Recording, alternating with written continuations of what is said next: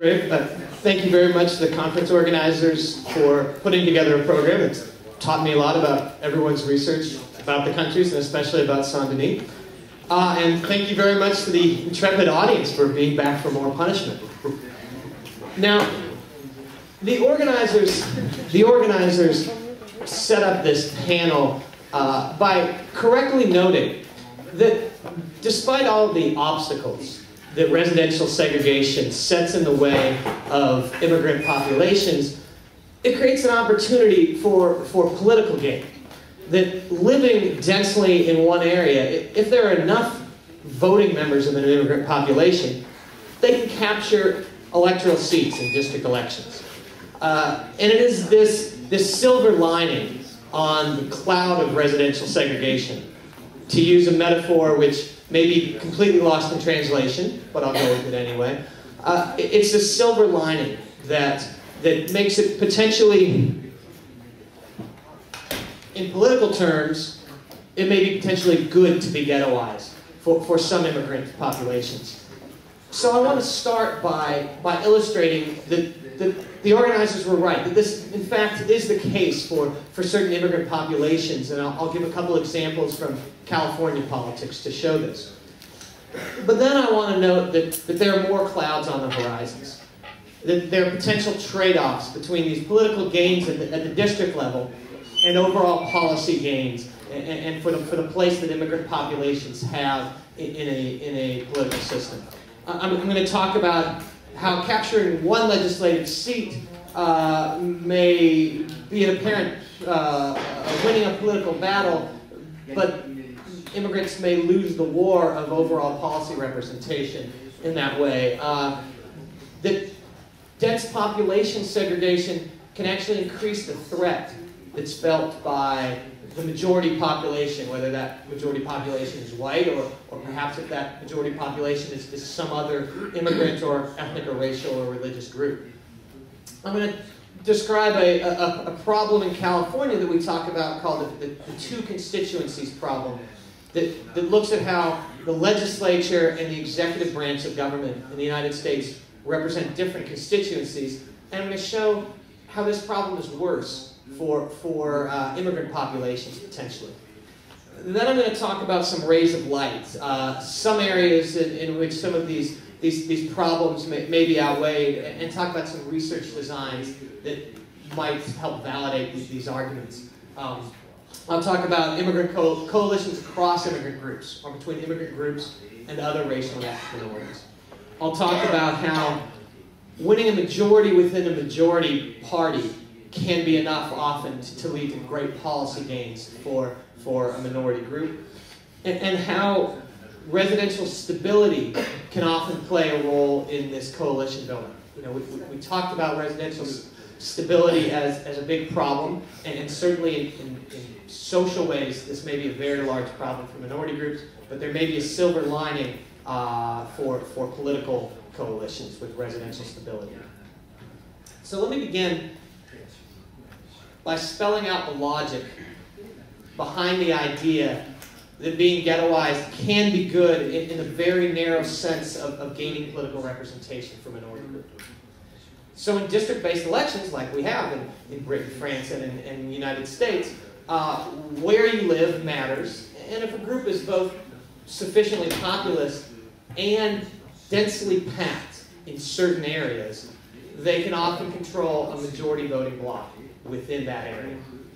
And note that this isn't something that takes place in proportional representation systems. So if you have 6% of the population of a country, in a PR system, you're going to get about, and voting is polarized along ethnic or immigrant lines. If you're in a PR system, you're going to get 6% of the seats, regardless of where those people live. If they all live together, or if they're uniformly distributed across the country, you're going to do about as well. In the United States, or in France, or in Britain, if you have 6% of the population and they're uniformly distributed across the country, you're going to get nothing.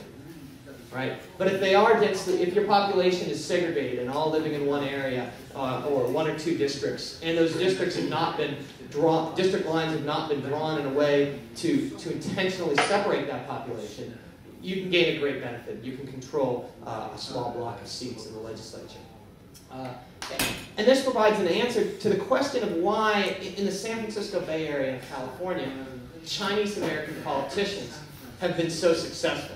So we have, 3 members of the legislature in recent years who are strongly identified with the Chinese American community, whereas Filipino Americans, who are a large part of California's population, more than 1 million Californians are Filipino.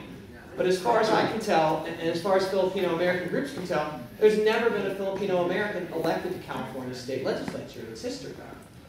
And a look at how the populations of Chinese Americans and Filipinos are distributed in the Bay Area provides the answer to this puzzle. So this is the Chinese American population. So this is San Francisco, and you can see the larger bubbles represent larger population groupings. And you can see very dense populations in the Richmond, the Outer Sunset, and Chinatown, very large populations in the areas that have elected Leland Yee and Fiona Ma. And also a dense population cluster in one particular part of Oakland, Frederick Cousser's specialty, where Will McShann was elected. And then very few Chinese Americans in other parts of the Bay Area. Contrast this to Filipino Americans, which are also a very large population group, but spread out. They're clusters in the cities of Vallejo, San Jose, Fremont, and Hayward, and some bits in San Francisco, but extending across political boundaries down from San Francisco to other cities. Because the population of Filipino Americans is more integrated, right, which may bring many social benefits, this puts a political cap on Filipino American success and explains why Filipinos have been so unsuccessful in capturing California legislative seats. These trends also are consistent with the broad story of the differing political fates of Latinos and African American politicians over the last 10 years in California. So Frederick's research showed that between the 1990 and 2000 censuses, that blacks became actually more integrated with the rest of California's white population, and Latinos became less integrated, right? Troubling trend for Latinos, but also one that contributed to an increase in Latino representation from 4 seats to 22 seats during this period, and a decrease in black representation from 7 seats to 4 seats. Now, this is an immense oversimplification. There are other things that were going on, but at least this is consistent with the trends that would be predicted by this idea that residential segregation increases political representation. Now, of course, what are we to make of these individual political victories? What does it mean for a minority group when they capture legislative seats but don't control the political system as a whole? In American academia, whenever we talk about representation, it's always useful to start with the distinction that Hannah Pitkin drew between substantive and descriptive representation. So descriptive representation is when political office holders represent a group. And this is often taken to mean when political office holders look like members. So when an immigrant population elects someone who looks like them, who's a member of that immigrant group, right? This is descriptive representation. Whereas substantive representation can take place regardless of the ethnic identity or religious identity of the representative, when that person just acts as a faithful agent and responds to the needs of the community. I mean, I think I saw an example of that meeting the mayor of Saint-Denis yesterday, who certainly talks in a way that seems clearly responsive to the needs of different immigrant populations, though he himself was not. Realizing this has an implication for the way that we study and evaluate the effects of a minority group capturing seats. And particularly bearing in mind that white politicians or politicians of one race can represent voters and act in the ways demanded by voters of another race, means that we shouldn't just do the type of study that people often do to evaluate whether descriptive representation leads to political change. So I see much research that looks at, in this year in Congress or in the California legislature, let's look at the legislative activity of minority legislators. Let's look at black legislators or female legislators or Latino legislators and see how they behave differently. See if they introduce different types of bills, vote in different ways, attach themselves to legislation in different ways than white voters, than white legislators. And while this says something, it's much more important to do. It's possible that they may be acting like this not because of their ethnic identity, but merely because of the voters that they represent. And that a white or